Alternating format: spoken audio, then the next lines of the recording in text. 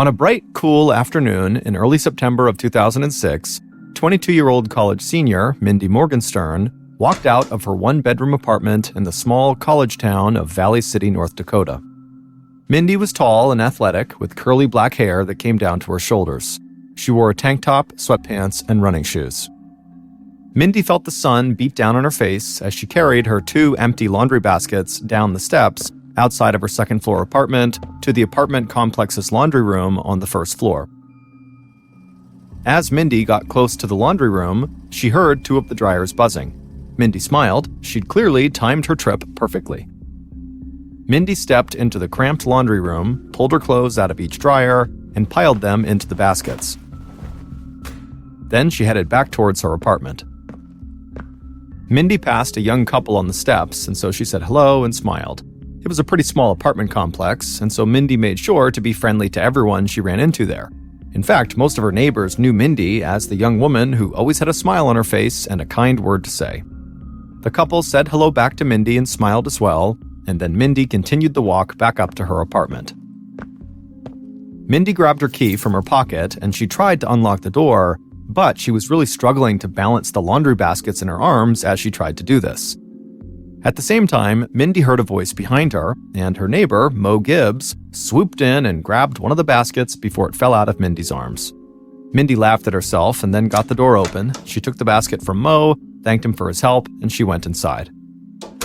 Mindy put the baskets on the floor and pushed them up against the wall in the entryway. She knew she should probably just put her clothes away now, but she had some studying she wanted to finish first. So Mindy walked into the living room and sat down on the couch. She reached over and grabbed a pen and a notebook from the coffee table, leaned back on the couch, and started reading through some notes on sports medicine that she'd taken for her class.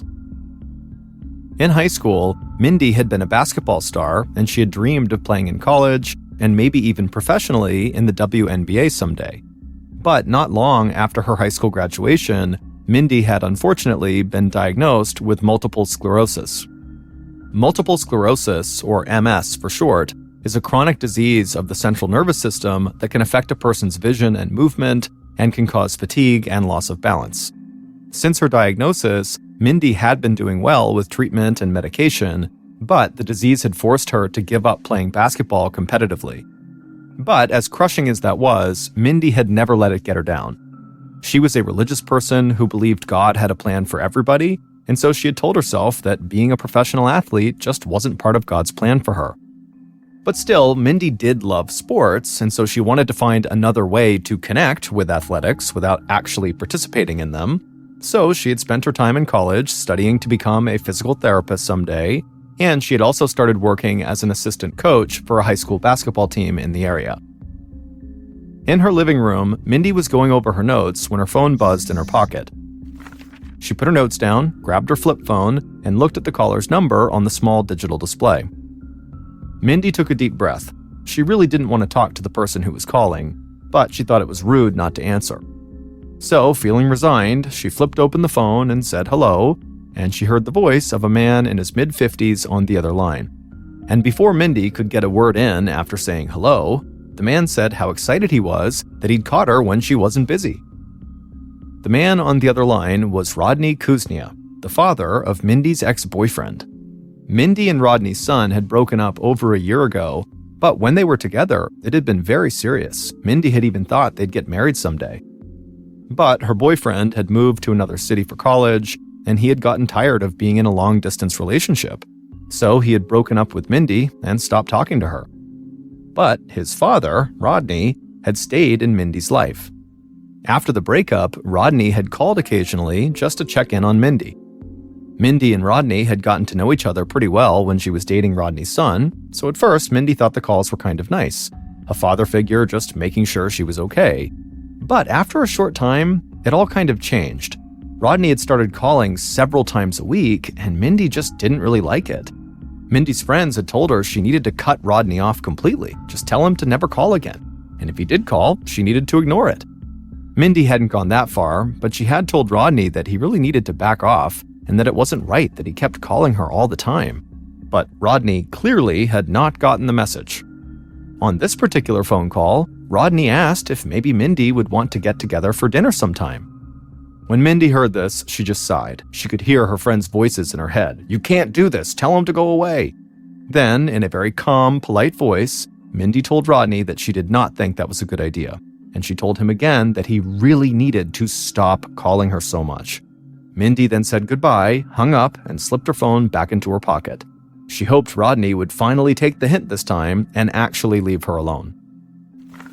Mindy picked up her notes again, but she couldn't focus. The phone call had totally thrown her off. She thought about calling her ex-boyfriend to let him know what was going on, but things hadn't ended well between them, and she didn't feel like stirring up any bad feelings. So she stood up, stretched, and headed outside to take a walk. Even though multiple sclerosis had kept Mindy from pursuing her basketball career, she still stayed very active. And as much as she loved being around other people, she was almost never happier than when she was outside by herself going for a walk, feeling the sun beat down on her with the wind at her back. And that day, going for a walk outside did the trick. By the time she got back to her apartment, she'd put the stress of the phone call with Rodney behind her. Once she was back inside her apartment, Mindy carried the laundry baskets to her room, and she put her clean clothes away. Then she took a shower, got dressed, and went out to meet her two best friends for dinner. Later that night, when she got back from dinner, Mindy parked her car, stepped outside, and headed up the steps to her apartment. After her walk earlier that day, and now after hanging out with her best friends for the night, Mindy was in a great mood and smiling ear to ear. But then, something strange happened when Mindy got to her door. She felt the hair on her neck stand up. It felt like someone was watching her. She turned around, but she just saw the cars in the parking lot and the outline of the trees in the moonlight across the street. But Mindy still felt uneasy. So she got inside her apartment as fast as she could, and she closed and locked the door. She sat down on the couch and tried to calm herself down. Mindy's friends often made fun of her and said she was afraid of her own shadow, so Mindy told herself her friends must be right, that she was just making things up in her head and getting scared for no reason, and that everything was actually just fine. At around 12:45 p.m. on September 13th, 2006, so over a week after the phone call from Rodney, Mindy walked down the steps outside her apartment, carrying an empty laundry basket in her hands like she'd done a week earlier. Mindy didn't understand how it was already time for her to do laundry again, but she and her two best friends had plans to go out that night, and she hadn't found anything clean that she wanted to wear. So Mindy made her way to the laundry room, took her clean clothes out of the dryer, and piled them high inside of her basket. She was excited to go out that night. She and her friends were always busy with school, with work, or with guys they were dating, but they always made time for each other. And for Mindy, who had grown up in a small town and been really close with her family, having good friends like that made all the difference in the world. Mindy had been nervous when she first moved away from home to go to school, but now she couldn't imagine living somewhere without her two best friends right nearby. Mindy carried the basket out of the laundry room, walked up the steps to her apartment, got her key out of her pocket, and unlocked the door. This time it was a bit easier because she only had the one laundry basket in her arms. Once inside the apartment, Mindy put the laundry basket down and pushed it up against the wall in the entryway, but when she turned around to close her door, she saw someone standing there. Mindy smiled politely and was about to reach out and still just close the door on this person, but before she could, this person just stepped right inside of her apartment and slammed the door behind them.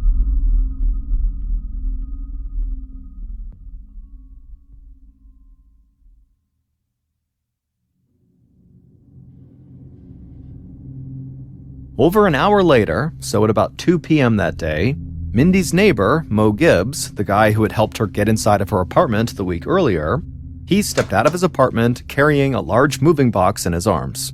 He was going to load up his car downstairs because he, his fiancée, and her younger daughter were in the process of moving to another apartment complex. But when Mo walked past Mindy's apartment, he stopped. The scent of a cleaning product or disinfectant hit him really hard, like somebody had poured out a bunch of Pine Sol nearby. But regardless, Mo just walked past her door and made his way downstairs to the parking lot. And for the rest of the day, other residents of this complex noticed that same really intense chemical smell coming out of Mindy's apartment, but nobody thought it was anything to worry about. Then, at about 9 p.m., so roughly 7 hours after Mo had passed by the door and first noticed that smell, Mindy's two best friends pulled into the parking lot of Mindy's apartment complex. They had been trying to get a hold of Mindy for a while because they had thought she was going to meet them at a bar that night. But when Mindy never showed, and when she didn't answer her phone, they started to get worried because Mindy always answered her phone. One of Mindy's friends opened the passenger side door, stepped outside, walked through the parking lot, and went up the steps towards Mindy's apartment. But she stopped cold about halfway up because she was hit with that really intense smell that smelled like pine sol.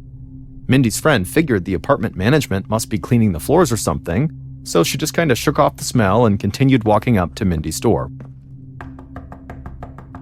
When she got there, she knocked, but Mindy didn't answer. So the friend banged harder on the door, but still, no one came to the door. Then she grabbed the doorknob and she felt it turn in her hand. The door was unlocked. And that seemed really weird because, as a young woman living alone, Mindy was hyper-vigilant and always made sure to lock her door. And so with a lot of apprehension, Mindy's friend opened the door and stepped inside, but immediately they stopped because there was something on the ground that made them scream. The friend fumbled for their phone, pulled it out, dialed 911, and then they turned around to run back outside, go downstairs, and tell their friend in the car what they had just seen. But the friend was blocked by a man standing in Mindy's doorway, and suddenly Mindy's friend was screaming even louder. Minutes after Mindy's friend had called 911, Sergeant Dave Swenson of the Valley City Police Department was sitting on his couch watching TV when his phone rang. Swenson glanced down and saw it was the police dispatch. He turned off the TV and answered the phone. On the other line, the dispatcher said they'd just gotten a call from a young woman who was screaming and very upset about something that had happened to her friend. She was so upset that the dispatcher wasn't exactly sure what had even taken place, but the young woman had said something about a strangling. The dispatcher gave Swenson the address of the incident, and he checked and saw it was an apartment complex only about a block from Swenson's house.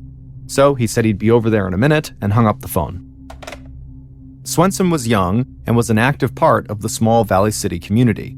So as he made the short drive down the street, he worried about the young woman who had made the 911 call. It was pretty rare in Valley City for the police to get distraught calls like that. Swenson pulled his car into the apartment parking lot, and he saw two women in their early 20s running towards him and a man pacing back and forth a few feet behind them. Swenson parked his car and stepped outside. The lot was pretty dark, but he could still tell that both women coming towards him had obviously been crying. When the women reached him, Swenson introduced himself, and then one of the women told him something terrible had happened up in her friend's apartment. Swenson told the women to wait right there, and then he rushed past them and the man who was pacing back and forth, and he went up the steps to Mindy's apartment. He walked inside, and immediately he was hit with that smell of pine sol. Then Swenson looked down at the floor, and he saw Mindy's body, and for a second, he almost wanted to cry. Swenson knew Mindy. He had spent time on the college campus where she went to school, and he was a big supporter of the college and high school sports teams in the area, and he had often met Mindy at games. Swenson thought Mindy was one of the kindest, brightest young people he knew, and he couldn't believe what he was now looking at. Mindy was lying on her side just a few feet from the apartment's entryway. Blood covered her shirt, there was a cloth belt wrapped around her throat, and there was a knife with the handle broken off sticking out of her neck. Swenson also saw an empty pine sol bottle laying right next to her. Swenson grabbed his phone out of his pocket and called the station. He knew the small Valley City Police Department was going to need help with a violent crime like this. About 15 minutes later, Special Agents Mark Saylor and Calvin Dupree from the Bureau of Criminal Investigation pulled into the parking lot outside of Mindy's apartment.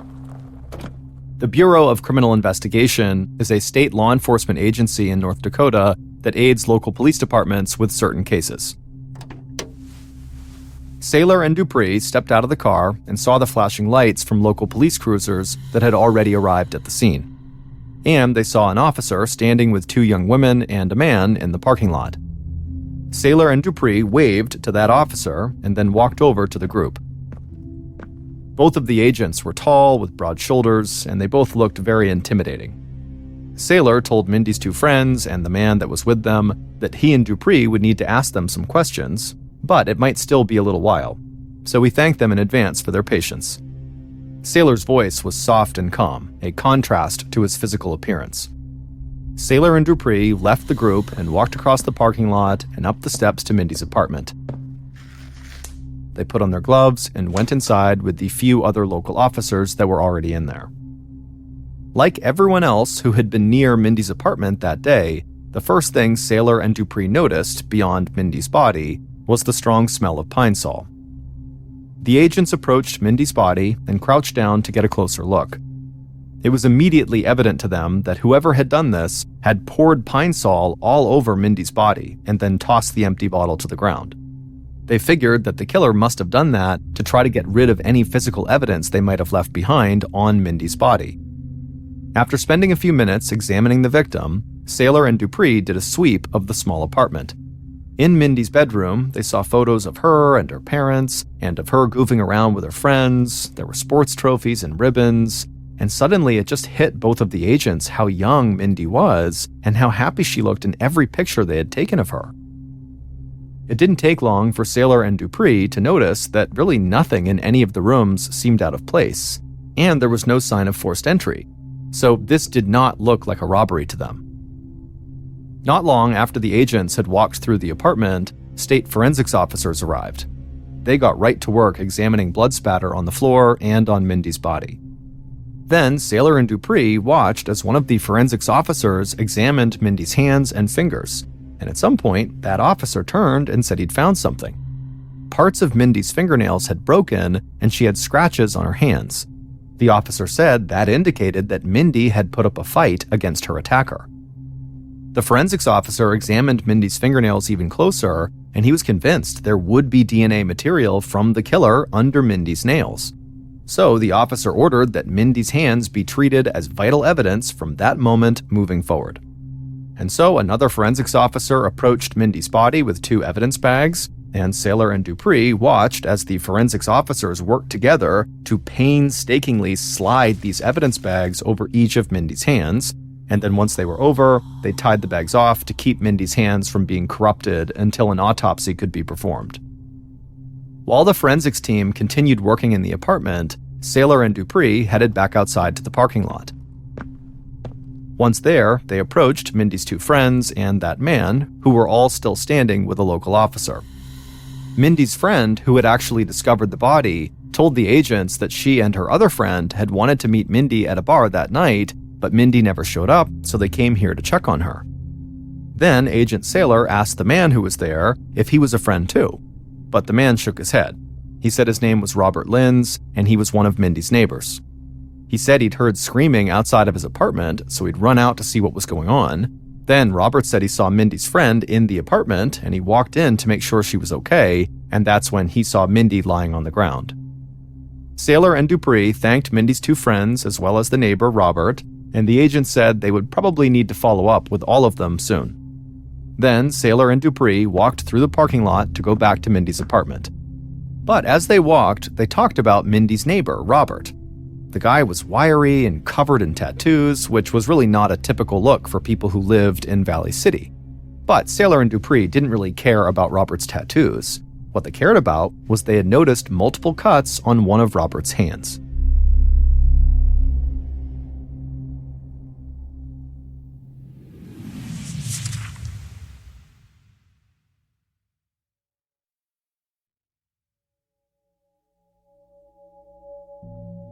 In the early morning of September 14th, so several hours after Mindy's body had been discovered, Special Agents Sailor and Dupree stepped outside of Mindy's apartment after a long night of combing the place for evidence.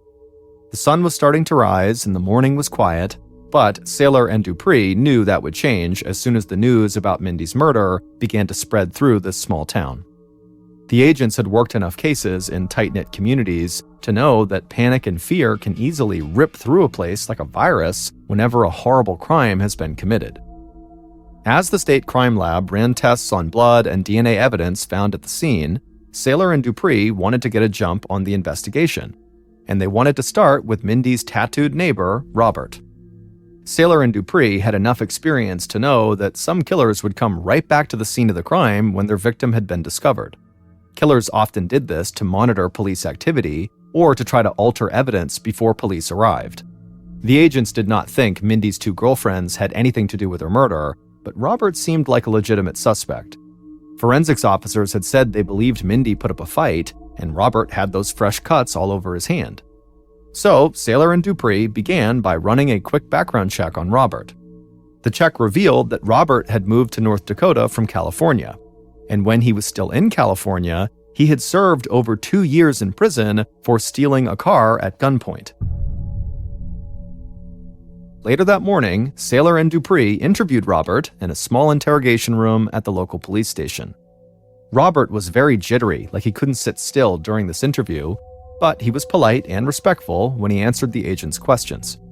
Robert told them again that he had just heard a woman screaming outside of his apartment, so he had gone out to see what was wrong. Then he said he actually stood in the doorway of Mindy's apartment, which initially scared the friend. Then he had actually gone in and checked for Mindy's pulse with the back of his hand, but he couldn't find one, and so that was when he knew she was dead. Saylor and Dupree looked at each other almost like they weren't sure what they had just heard. Dupree asked Robert why he would check Mindy's pulse with the back of his hand and not the tips of his fingers. And without hesitating, Robert said he did that because he did not want to leave his fingerprints on the body. The agents just stared at Robert for a second. For him to be more concerned about leaving fingerprints on the body than just simply finding a pulse in this critical time-sensitive moment, it just seemed off. It frankly seemed like the actions of a criminal or of a killer.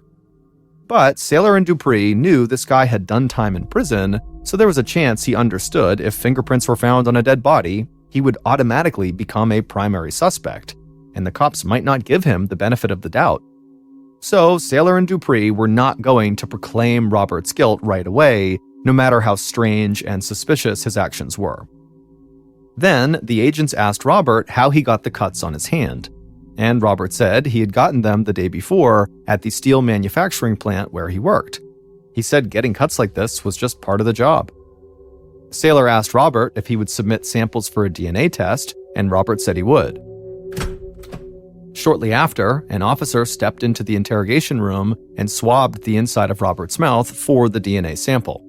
Then Dupree and Saylor let Robert go, but they told him not to leave Valley City because they might want to speak to him again.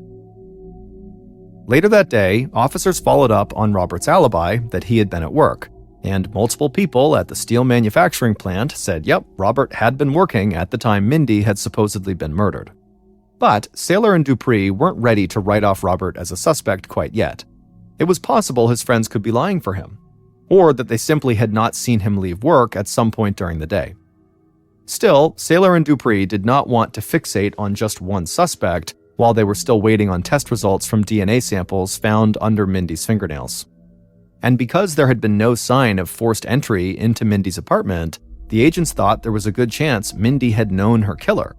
So they focused their investigation on two groups, Mindy's friends and her neighbors.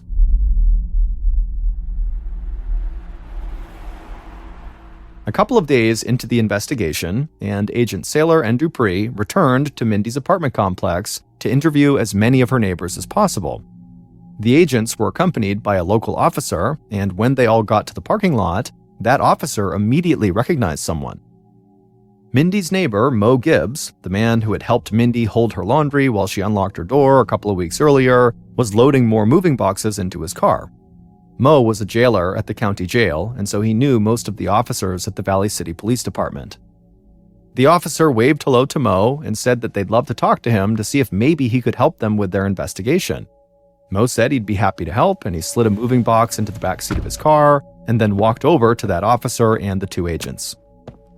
Mo was this really tall, huge guy who was built kind of like a tank, and he had a big smile and bright eyes. Agent Saylor said to Mo that because he worked in law enforcement, he might have noticed something on the day of Mindy's murder that the other people in the apartment complex who did not work in law enforcement might have missed. Mo nodded and thought about it for a second, and then he said the one thing he had noticed was the smell of disinfectant on the second floor of the apartment complex on the day Mindy died. But he had just figured somebody was going overboard with their cleaning. Then Saylor asked if Mo could give them any other information about Mindy that could possibly point them in the right direction. Mo said he didn't know Mindy well, but everybody at that complex knew Mindy was like this unbelievably nice person who was kind to everyone. And so Mo said, he couldn't imagine anyone who actually lived in the apartments doing this to her. That maybe it was somebody who did not live in this complex. The special agents and the local officer thanked Mo for his insight, and then they began making their way towards the complex to begin doing interviews with other neighbors. And throughout the day, as Saylor and Dupree talked to more of Mindy's neighbors, they almost all told the same story as Mo. Mindy was nice to everybody, and she always seemed happy, and so they couldn't understand how anyone from this complex, or really anywhere, would have wanted to hurt her. That day, investigators were able to take DNA samples from a number of Mindy's neighbors, but the tests would take time, and investigators couldn't automatically rule anyone out yet. So Saylor and Dupree shifted their focus from the people at the apartment complex to Mindy's friends. And right away, several of Mindy's friends all said the same thing. The police needed to look into Mindy's ex-boyfriend. He and Mindy's breakup had been pretty bad, and most of her friends thought Mindy still had feelings for him, but he didn't feel the same way. So there was a chance that maybe they'd gotten into a fight and things maybe turned violent. The following day, Saylor and Dupree met with Mindy's ex-boyfriend, who went to college in a different city. And they discovered pretty quickly that he had been on his own college campus at the time they believed Mindy had been killed. But Mindy's ex-boyfriend told Saylor and Dupree this story that seemed so bizarre to them that they almost immediately changed the focus of their entire investigation. Mindy's ex-boyfriend said that his own father, Rodney Kia, was obsessed with Mindy. And no matter how many times he had asked his dad to stop calling Mindy and to please leave her alone, his dad had refused. Rodney would tell his son that he and everybody else didn't understand the powerful connection he shared with Mindy. Soon after talking to Mindy's ex-boyfriend, Saylor and Dupree were able to search Mindy's cell phone records, and they discovered that Rodney had called Mindy several days in a row leading up to the murder. Then they also saw that he had left Mindy multiple voicemails after she had been killed. And when they listened to those voicemails, they heard Rodney crying and saying he knew what had happened to Mindy and how he couldn't believe he had been robbed of having her in his life. And so based on those voicemails and the conversation they'd had with Mindy's ex-boyfriend, Saylor and Dupree were convinced that Rodney did have a very unhealthy obsession with the 22-year-old Mindy. They also believed Rodney was ultimately interested in having a full-blown romantic relationship with Mindy, or at the very minimum, a sexual relationship with her. And they thought, maybe if Rodney had shown up to Mindy's apartment to try to act on those desires, but Mindy denied him, that Rodney might have snapped and killed her. A few days after Mindy's murder, Agent Saylor and Dupree sat across a small table from Rodney inside of a police station interrogation room. Rodney had white hair and a white mustache that went down to his chin and looked like a horseshoe. He wore jeans, a t-shirt, and a camouflage trucker hat. From the minute Rodney sat down, he had tears in his eyes. Saylor began by asking Rodney to explain his relationship with Mindy. Rodney said he was like a father to her, but then he immediately followed that up by saying he actually loved Mindy because she reminded him so much of his wife when his wife was young. Rodney said his family did not really understand his feelings for Mindy, and they didn't really know how often he talked to her. He said if they did, they would be even angrier with him than they already were. Saylor and Dupree just sat there with stunned looks on their faces. They had seen plenty of older men who were interested in younger women, but there was something about Rodney that just seemed totally different to them. And neither of them could tell if this guy was putting on some elaborate act to cover up what he did, or if he was really paralyzed with grief. Then Rodney looked up at the agents with his red eyes and said, quote, "God picked a beautiful flower," end quote. And then Rodney started crying even more. Saylor and Dupree kept looking over at each other, wondering if maybe one of them should step forward and kind of calm Rodney down and get him to talk again, but neither of them wanted to stop Rodney in fear he might suddenly admit something because of how upset he was. And so Saylor and Dupree just kind of sat there and let Rodney cry. Finally, Rodney would collect himself and he would sit up straight and wipe the tears from his eyes, and then Saylor asked him where he had been on the day of Mindy's murder. and Rodney said he had been working on his farm with one of his sons. Saylor asked Rodney if he would submit a DNA sample for testing, and Rodney said he would. So, after an officer had swabbed Rodney's mouth for samples, Saylor and Dupree decided to let him go, at least until they got the DNA test results back and they had looked into his alibi. Rodney stood up in the interrogation room, he hugged the agents, and walked out. The interview with Rodney proved to be one of the strangest that Saylor and Dupree had ever conducted. But despite being totally unsure if Rodney really was just sad or was involved, he now was the leading suspect, along with Mindy's neighbor, Robert, who had checked Mindy's pulse with the back of his hand. But the investigators wanted the results of both men's DNA tests before they'd be willing to make an arrest. So in the meantime, they continued to dig into their suspects' alibis to see if they could find any flaws and maybe catch a clear break in the case. On September 19th, 2006, so 6 days after Mindy's murder, almost 500 people gathered in a local high school gym for Mindy's memorial service. Mindy's parents had planned to have the service in their church, where Mindy had spent so much time when she was younger, but there had been such a large public outpouring for Mindy that her parents knew the church would not be big enough to hold everyone who wanted to pay their respects. In the high school gym, Mindy's friends talked about what a light in the world Mindy had been, how she was that rare kind of person who dedicated herself to spreading joy and making other people's lives better. And Mindy's parents urged people to remember Mindy as the happy, kind, beautiful young woman she had been. It was still less than a week after Mindy's murder, but in the days leading up to the memorial service, pressure had really started to mount on the investigation. Local residents called into the police station wanting to know if it was safe for them to leave their houses and just walk the streets of Valley City. Saylor and Dupree understood their concerns. An unsolved murder in a small town often convinced people that they could be the next victim, but Saylor and Dupree felt like they were getting close to finding Mindy's killer. Mindy's ex-boyfriend's father, Rodney, had been obsessed with her, and obsession was definitely a viable motive. Then there was her neighbor, Robert, who had gone out of his way not to leave fingerprints at the scene. And so Saylor and Dupree were almost certain that when the DNA test results came in, those results would lead them right to Rodney or Robert. On September 20th, the day after Mindy's memorial service, Agent Saylor received a call while he and Dupree were meeting with the investigative team at the Valley City Police Station. Saylor picked up his phone, and someone from the state crime lab told him that they had the results back from several of the DNA tests that were taken during the investigation, and one of those samples matched the DNA samples taken from under Mindy's fingernails. And it turned out those DNA samples belonged to someone who already had a criminal record. Saylor hung up the phone and told Dupree what he'd just heard. Then the agents thanked the local officers on the investigative team for all their hard work, and Saylor said they now knew who had killed Mindy.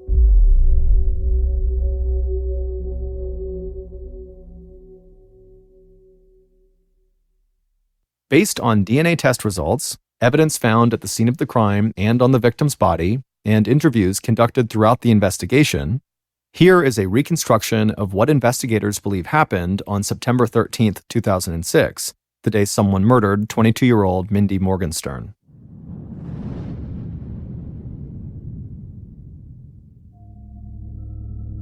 At 12:45 p.m. that day, the killer watched Mindy pull her clean clothes out of the dryer inside of her apartment complex's laundry room. The killer thought about going up and speaking to Mindy, but ultimately they decided it would be better if they surprised her.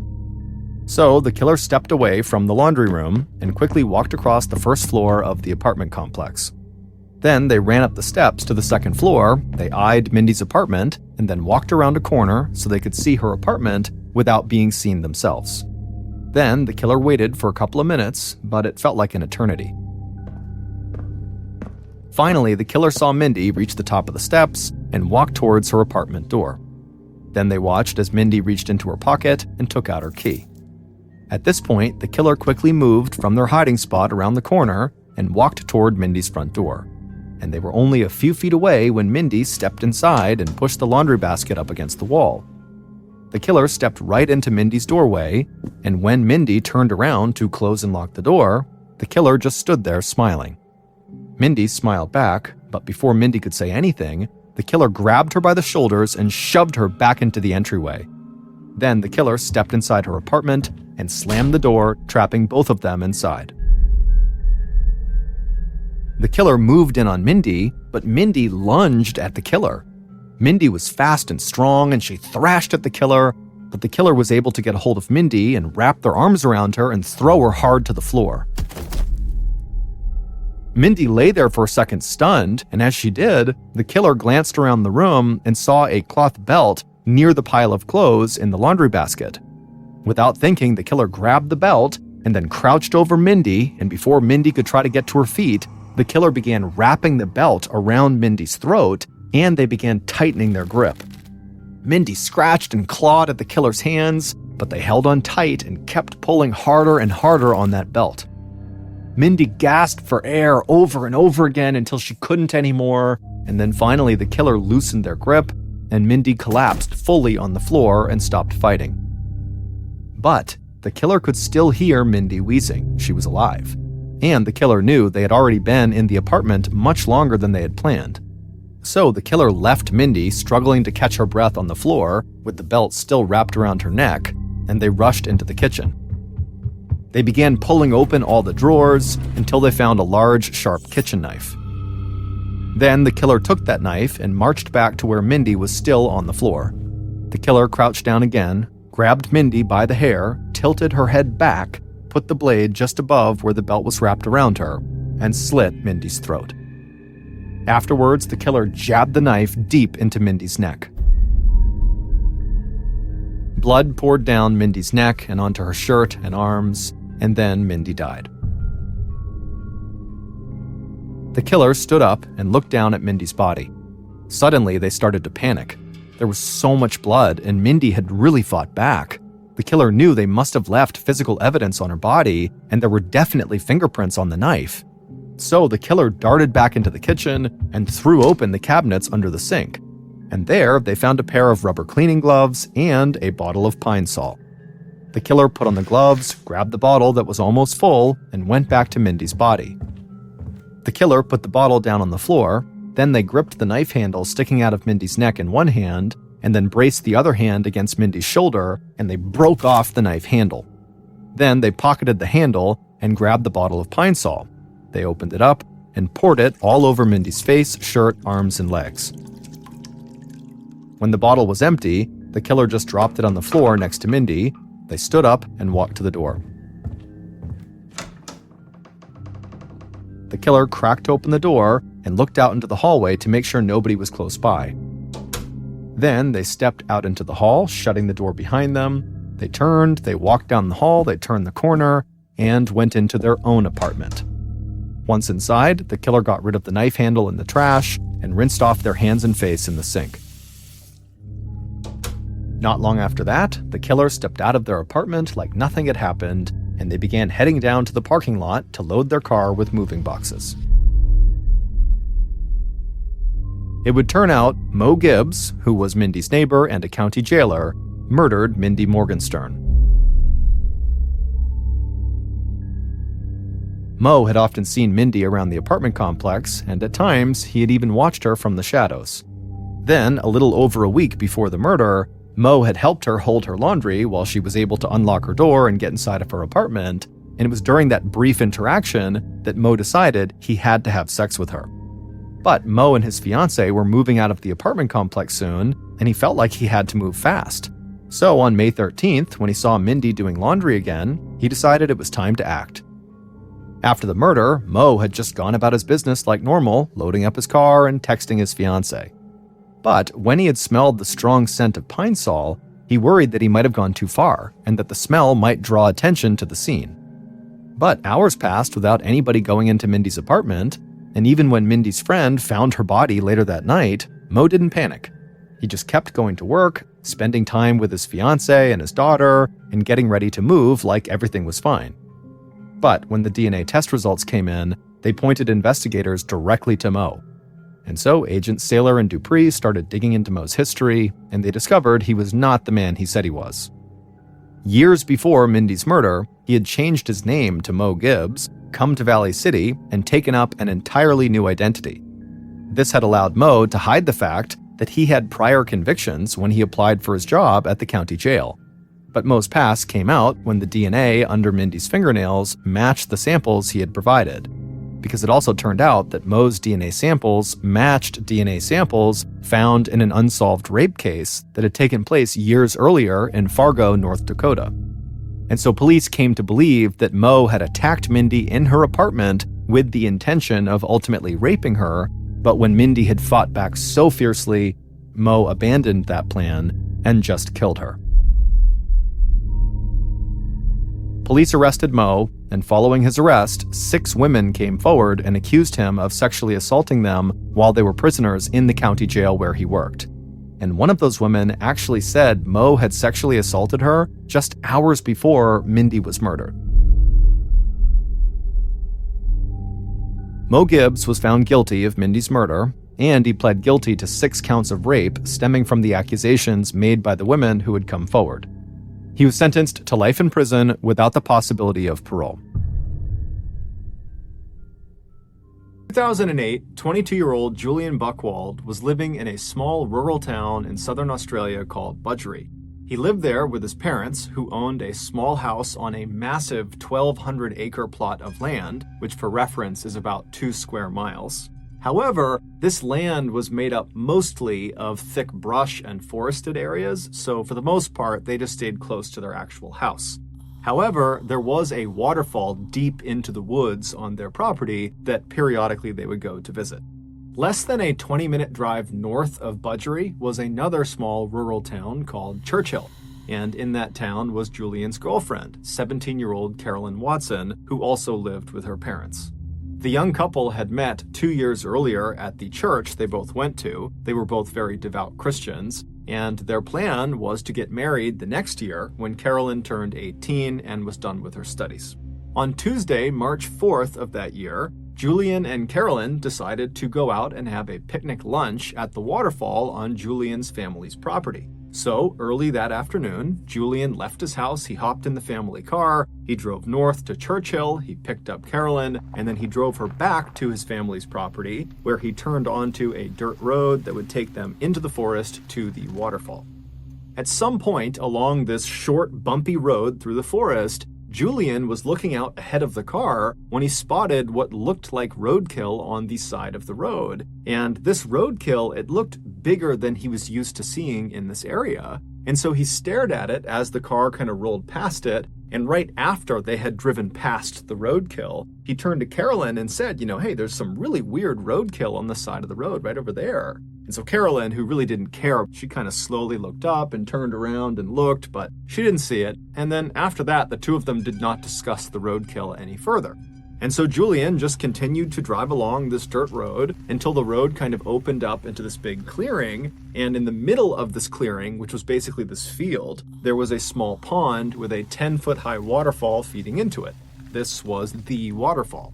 And so Julian parked the car right at the end of the dirt road, right on the edge of this clearing, and he and Carolyn got out. They went around to the back of the car, they got their picnic supplies out of the trunk, and they set up their picnic lunch right on the edge of this pond, looking up at this waterfall. And they were there for about an hour, just kind of enjoying each other's company. And then around 2:30 p.m., they realized it was time to go because they had told their family they'd be back by 3. And so they packed up all of their picnic stuff. They went back to the car. They put it back in the trunk. They hopped back inside the car. Julian turned it on. He turned the car around, and they began driving back down the dirt road that had brought them in. And as soon as they began driving down this road, Julian remembered the strange roadkill he had seen on their way in. And he decided that he wanted to stop and get out and actually go up to it. And so as they're driving along, he looks over at Carolyn and says, "Hey, do you mind if I stop the car when I see the roadkill so I can go look at it?" Carolyn looked at him and she's like, "Okay, but remember, we have to be back by 3 p.m. That's what we told our families, so please be quick." And so Julian said, "No problem." And so he continued driving along, scanning for this roadkill. But after driving for several minutes, he had not found the roadkill yet, and he started to become worried that he had just driven past it without realizing it. And so he stopped the car. They're pretty close to the end of this dirt road. They're almost back to Julian's property, but he stops the car right in the middle of this dirt road, and he turns to Carolyn and says, "Hey, I think I drove past it. Do you mind if I just hop out and run back And so Carolyn was totally annoyed that this roadkill viewing was really becoming quite involved. But she says, okay, go, but again, you gotta be quick because, it's almost 3 p.m. And so Julian kind of grinned at her. He put the car in park and he hopped out, he turned, and he began jogging back down the road in the direction of the waterfall. And after jogging for maybe 30 seconds or so, the road had turned to the right. And so from where he was on the road, if he turned around, he would not have been able to see his car or Carolyn. He was kind of deep in the thick of this forest. But he knew, this road is not very long, and so I'm sure the roadkill has got to be up here somewhere. And so he decided he would just continue running back along this road for maybe 1 or 2 more minutes, and if he didn't find the roadkill by then, he'd just have to give up, turn around, and head back to the car. And so he began jogging, continuing towards the waterfall on this dirt road, and sure enough, after about a minute, he spots off to the side the roadkill. And so he runs up to it, and right away he sees it's this huge animal that's right on the side of the road. There was a branch from a tree that had kind of obscured the carcass a little bit, and he figured that's why on the return trip he hadn't seen it, because this branch was kind of blocking it from view. And so standing over it, still not even sure what it is, he reached down and he moved the branch, the tree branch, out of the way to get a better look at this big dead animal. And right as he did that, everything went black. A few minutes later, Carolyn, who was still sitting in the car waiting for her boyfriend to come back, looked at her watch and realized it was getting really close to 3 p.m. and still Julian was not back yet. And so feeling kind of annoyed with him, she sat up in her seat and turned around and looked out the rear window of the car, expecting to see Julian come bounding down the road toward her. But when she looked out the back window, all she saw was this dirt road that kind of bent off to the right out of view and thick trees everywhere. Her boyfriend is nowhere to be seen. Annoyed, she turned back around and sat facing forward again, but began periodically looking in the side view mirror, expecting Julian to pop up at any moment. But after several more minutes went by and still Julian had not come back yet, her annoyance turned into concern. Was Julian actually okay? And so she decided, it's almost 3 p.m. now. We got to get back. I need to get out and actually go investigate and see what's going on with Julian and this roadkill. And so she opened her car door. She stepped outside. She stood up. She turned and she looked down the road in the direction it turned to the right towards the waterfall, and she froze. Because there was something standing right in the middle of the road that her brain simply couldn't process. She wanted to turn and run. She wanted to scream for help. But she couldn't. She was just frozen with fear, staring at this thing in the middle of the road. And then seconds later, this thing that she saw in the road began moving toward her. Around 3:30 p.m. that day, Julian's mother, who was at the house, realized her son had still not come back from his picnic. And this was very unlike him. He was extremely punctual. And so she stepped out onto the front porch to wait for him. But after waiting on the front porch for 30 minutes and him not showing up again, she got really concerned. And so she left the porch and went down onto their driveway, and their driveway extended right up to the main road that ran along the front of the house. And when she reached the top of her driveway, she just turned and watched down the main road, waiting for her son to come back. Because in order to get to the waterfall, you had to get on this main road and then turn onto that dirt road that was a little ways down this main road. And so she's just standing there looking down the road, waiting for her son, but he's still not coming out of that dirt road. And as she's looking in this direction, she happens to glance along the chain link fence that ran along the front of her property. And she noticed there was a plastic bottle that had been jammed through one of the chain links. And so she decided she would just go over and see what it was, because it didn't make any sense that there would be a bottle in her fence. And so she walks over, she pulls the bottle out of the fence, and she realizes there is a tightly rolled piece of paper that's inside of the bottle. And so she unscrews the cap, she turns the bottle over, and she pours this little piece of paper out. She unfurls the piece of paper and sees there's writing on it. And as she's reading it, her heart starts to race and she covers her mouth. This note was clearly intended for her to read, or someone in the family to read that day, because it was about what happened to Julian and Carolyn that day. The note, which was covered in all these strange satanic symbols and was barely understandable because the grammar and spelling was so terrible, It generally communicated that Julian and Carolyn, who they called the boy and the girl, had been kidnapped. And so long as the family did not contact police, they, the boy and the girl, Julian and Carolyn, would be returned. It didn't really specify what they were going to do to them, and there was no ransom. It basically just said, you better not tell police or else. Well, Julian's mother was terrified. She had no idea what to do, and despite this threat of some sort of harm to her, to her children, to her family if she went to police, she still called the police. And so the police, they came out to her property, they inspected the note, and right away, they noticed at the bottom of the note, it was signed with the initials ONA. And so those initials, combined with these strange satanic symbols all over it, led police to discover who ONA was. ONA was a cult. It was the Order of Nine Angles, and they are a self-professed satanic cult that operates primarily in Europe, but also has chapters in the United States, in Canada, in Russia, and also in Australia. This cult believes that Christians are the enemy of the world, and they need to be destroyed in order to institute a militaristic New World Order they called the Imperium.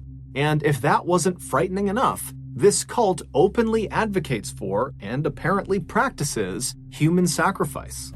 They have come out and said the people they kill in these sacrifices are people they consider lesser thans, basically the bad people of society. And if you are an ONA cult member, then who better to sacrifice than Julian and Carolyn, two devout Christians, and so two clear enemies of the ONA. Now, at first, when the police saw this note and kind of put this together, they're thinking this has got to be a prank. I mean, Carolyn and Julian have only been gone for a couple of hours at this point, and all we have is this note in a bottle stuck into the fence. This does not seem like some huge conspiracy of a cult coming in here and snatching these kids to commit some human sacrifice. But when Carolyn's parents found out about this note and how they were still missing, they would tell the police, 10 days ago, we received a letter in the mail that had strange satanic symbols all over it, and it really didn't make any sense. It basically was threatening them not to go to police, but 10 days ago, they had no reason to go to police, and so they just didn't really understand why they received this message or who had sent it, and so they had just kind of dismissed it and not told anyone. But now, with these two notes looking nearly identical, it seemed fairly obvious that whether it was the ONA or some other person or group, whoever was behind the kidnapping of Julian and Carolyn had clearly been watching both of their properties prior to the attack, which meant this was likely a more sophisticated kidnapping than it seemed. So that evening, the police launched this huge air and land search all over Julian's family's property, but despite looking everywhere, they found no sign of the young couple. There was just nothing. And over the next few days, when still there was just no sign of Julian or Carolyn, and there was no more word coming in from ONA, there were no more bottles stuck in fences or stuck in mailboxes, the police began to prepare for the worst. Then something totally unexpected happened. On March 11th, so 7 days after Carolyn and Julian went missing, a farmer was driving along this winding back road up in the mountains right near Alpine National Park. Alpine National Park is this very rugged, mountainous place that's about 250 miles to the north of Budgery. And so as this guy is driving along this road, which is very heavily forested on either side, he sees up ahead this young man and young woman who are barely wearing any clothes come stumbling out of the forest and kind of plop down on the side of the road. And so concerned they're hurt or they're lost or something, the farmer rolled right up next to them and he rolled his window down and asked, hey, are you guys okay? And they got up and they kind of stumbled their way over to the car and they introduced themselves as Carolyn and Julian and they pleaded for his help. And so the farmer helped them into his car and he drove them to the hospital. It wasn't long before the police in Budgery learned that Carolyn and Julian had been found and they were alive. And so very quickly they rushed up to that hospital near the national park. And when they got there, they spoke to doctors who would say, Carolyn and Julian are very traumatized. They're horribly sunburned. They're covered in bug bites. They got cuts and bruises all over them, but they're okay. They're going to survive.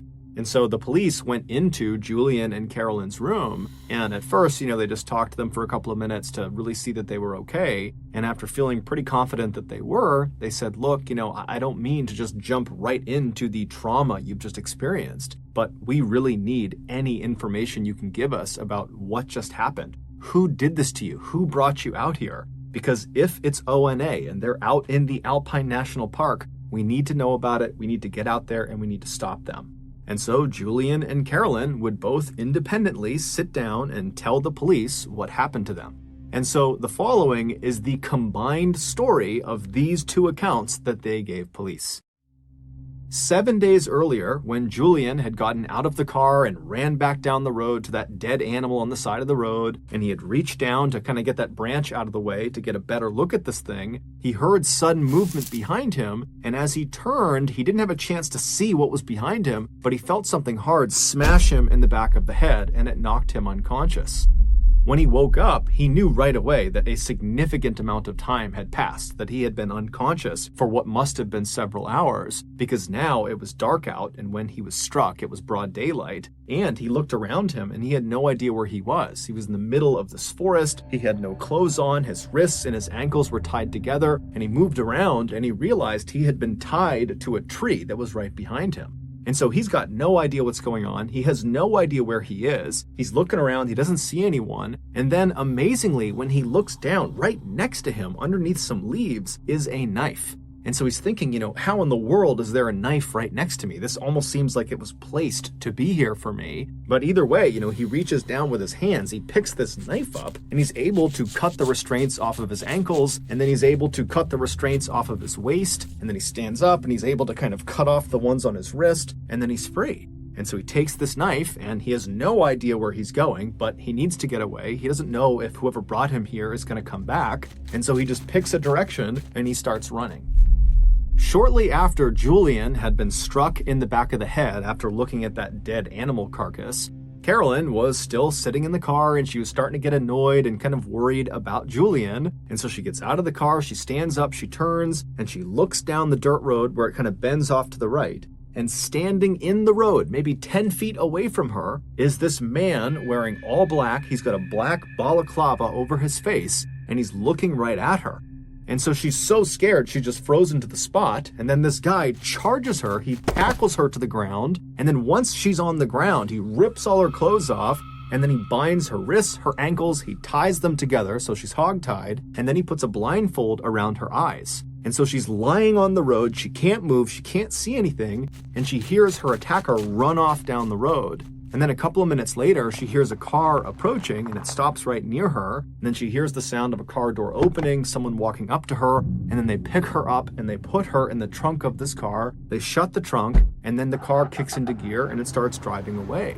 And so for hours and hours, she lay in the trunk in this horrible position where the circulation to her wrists and to her ankles were cut off. And so she's getting shooting pain in her limbs and it's totally uncomfortable. And then after several hours, the car eventually turns on to some really bumpy road, and then it comes to a stop. And then she hears the sound of the driver open the door, they walk around to the back of the car, the trunk pops open, and then this person pulls the blindfold off of her eyes, and she sees, even though her eyes are taking a second to adjust, that it's the man with the balaclava on, and he picks her up and he throws her on the ground. And then after he shuts the trunk, he walks over to Carolyn and he grabs her by the wrists and he begins dragging her into the woods.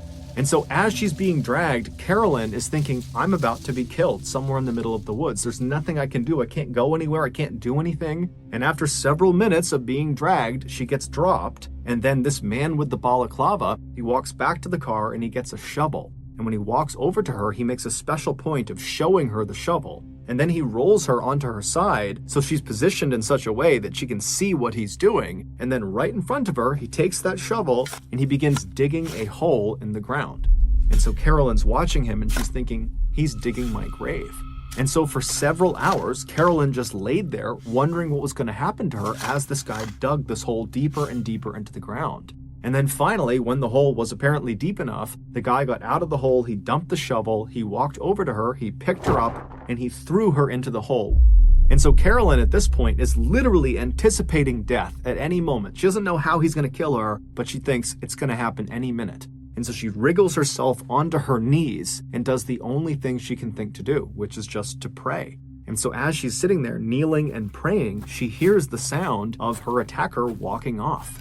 Now, the hole was deep enough that she actually could not see where he was going, but she could clearly tell he was walking away. It was almost like her prayer had been answered, that this guy was going to leave her alone. But even with this guy potentially gone, she was still in a perilous situation because she's stuck in this hole. She can't go anywhere. She's still tied up, and the temperatures are dropping rapidly, and she's got no clothes on. After Julian had managed to free himself from his restraints with that knife that he found, and after he had turned and just started running in a general direction, he had begun yelling out for help. He knew that by yelling out, he very likely could be alerting the person who had brought him here, but he's thinking, it's freezing, I don't have clothes on, I have to get help right now, and maybe Carolyn is out there. And so he's just kind of yelling out for help. And at some point, a voice yells back to him, and it's a voice he knows very well. It's Carolyn. And so in the darkness, he's kind of fumbling through all the trees, and he's listening for Carolyn's voice, and finally he reaches her, and he finds her in this hole, hogtied, screaming out for him.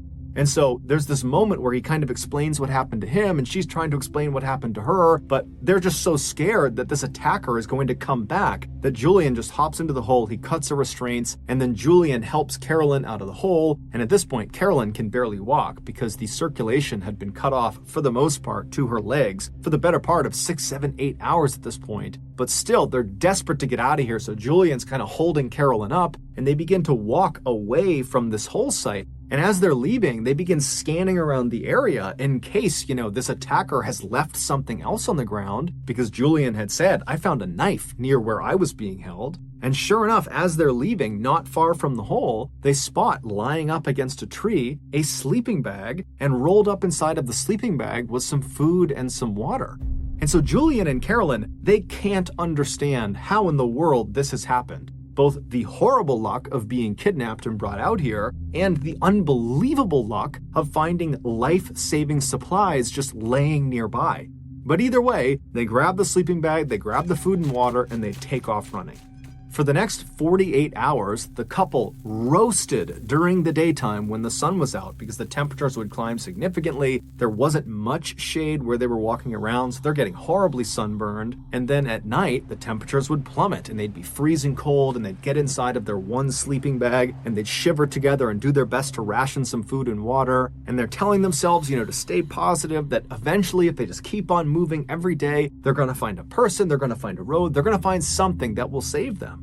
But to their horror, at the end of those first 48 hours, as they're stumbling through this mountainous, treacherous terrain, they found themselves stumbling back into the same area they had tried to run away from. There was the hole in the ground where Carolyn had been thrown inside of. They had accidentally, over the past 2 days, walked in a big circle. Now, luckily, when they arrived back at this site, there was no one there. The attacker was long gone. And it would turn out this accident likely saved their lives, because as they looked at this site, they saw propped up against a tree was a backpack. And so they ran over to the backpack, they opened it up, and there was food, water, some clothing, and a map of the area.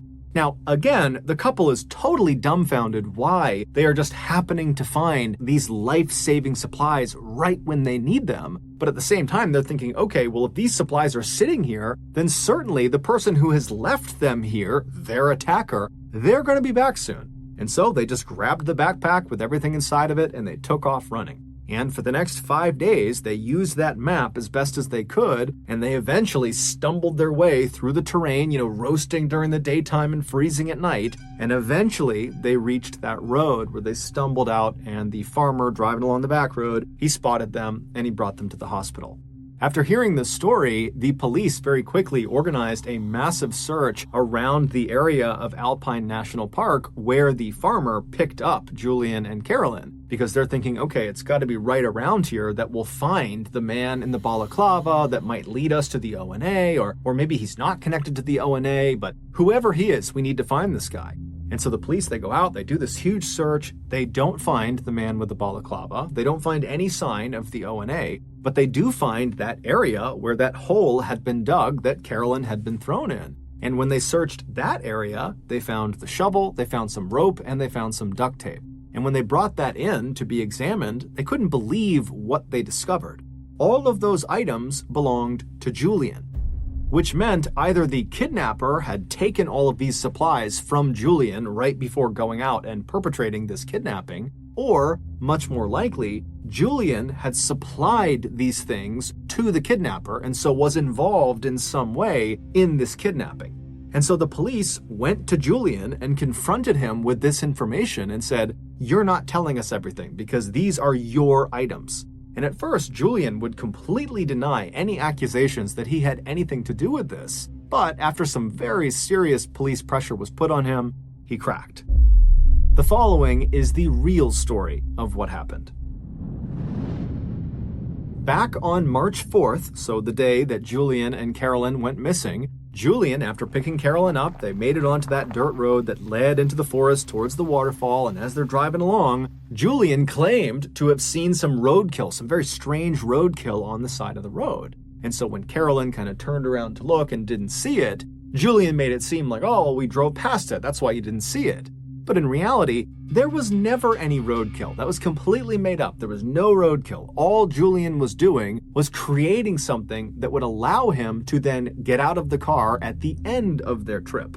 And so they drive the rest of the way into the waterfall, they have their picnic, they turn around, they head back, and then again, Julian says, "Hey, Carolyn, do you mind if I, get out to look at the roadkill?" And so she says yes. And then he acts like, oh, we must have driven past it, so I need to get out and run back if I want to go see it. So Carolyn, she's not thinking it's totally strange. She says, okay. And so he hops out and he runs his way. He goes around that curve in the road out of sight.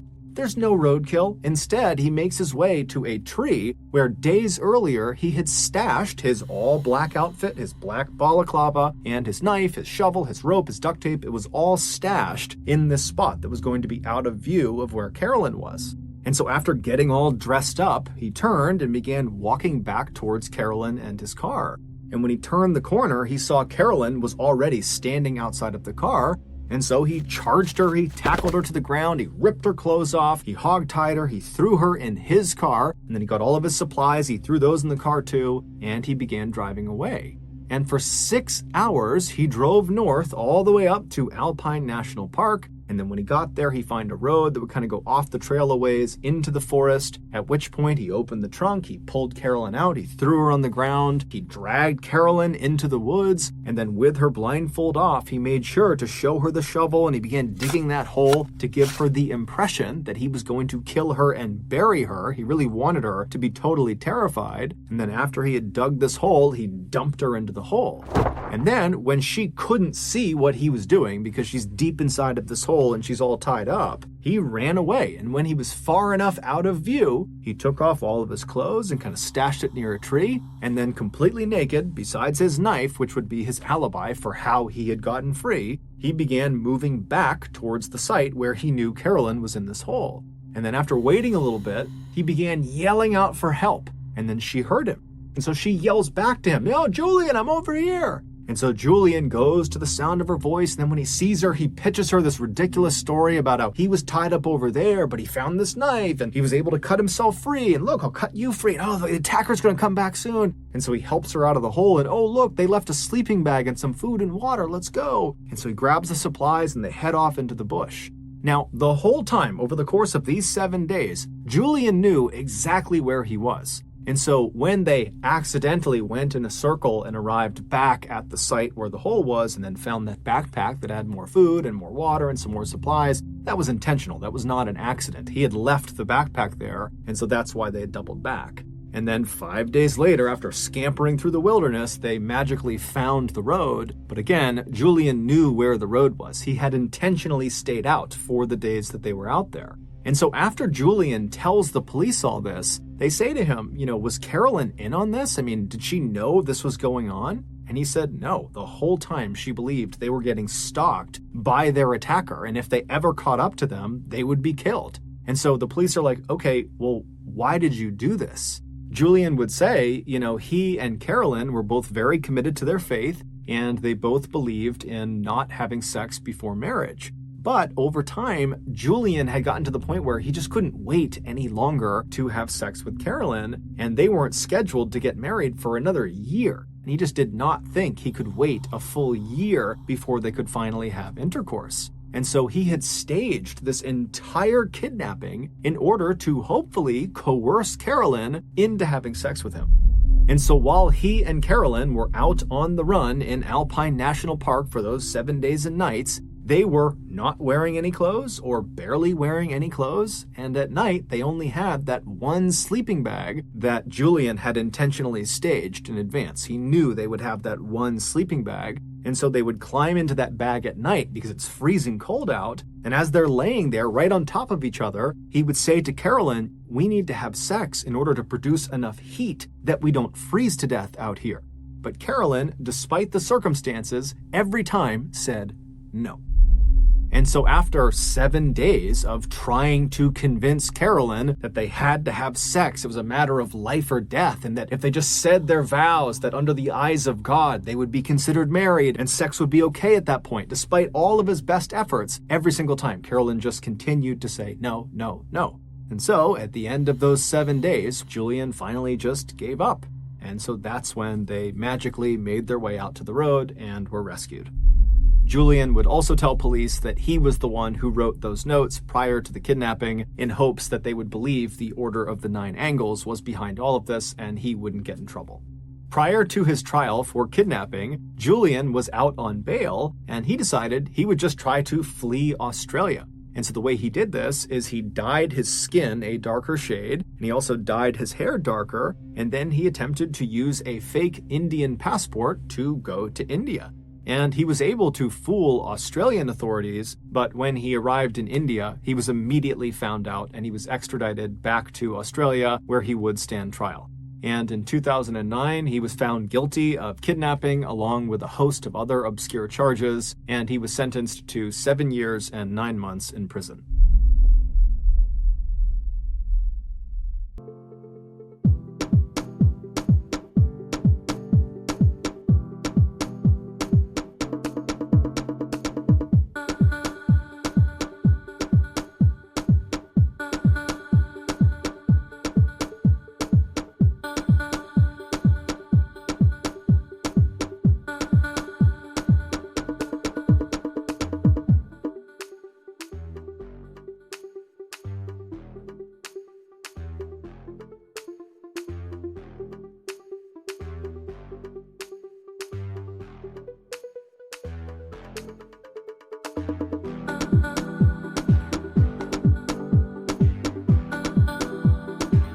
Thank you for listening to the Mr. Ballin podcast. If you got something out of this episode and you haven't done this already, please invite the 5-star review button to come on over your house for a nice, fun, casual game night. And as soon as they step inside, immediately ambush them, handcuff them to the bed, and then have a priest perform an exorcism on them. Also, please subscribe to the Mr. Ballin podcast on Spotify, Apple Podcasts, Amazon, Google, and anywhere else you find your podcasts. This podcast airs every Monday and Thursday morning, but in the meantime, you can always watch one of the hundreds of stories I have posted on my YouTube channel, which is just called Mr. Ballin. If you want to get in touch with me, please follow me on any major social media platform and then send me